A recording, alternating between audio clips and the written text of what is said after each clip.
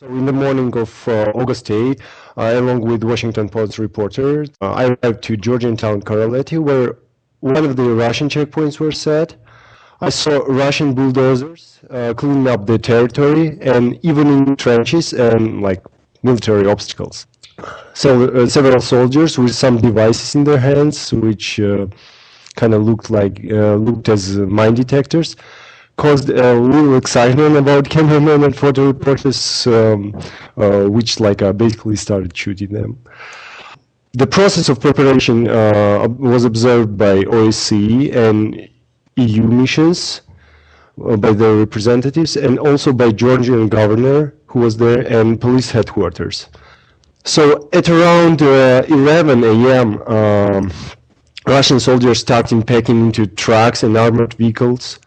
We saw when we were following the convoy, on the main convoy, there were about 4 or 5 armored vehicles, not exactly tanks, but just armored vehicles, and there were about 7 to 10 trucks packed with Russian soldiers. And there were also Russian soldiers sitting on top of these tanks. Russian militaries were pretty reserved, and I was trying to talk to high-ranked Russians, and they were they wouldn't give me any information. I observed the following situation.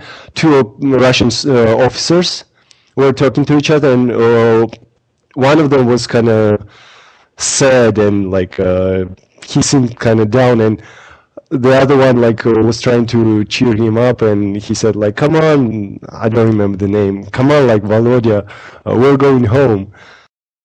But the whole further movement of the column was also somewhat staged. I had such an impression, because after each 5 or 6 kilometers, Russians would stop to let the reporters go ahead and to set their cameras to shoot the passing column.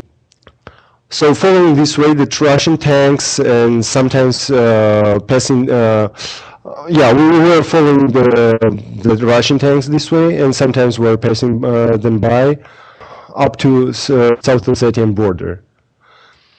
And after Russian equipment crossed it, the OSCE mission has turned back to Tbilisi.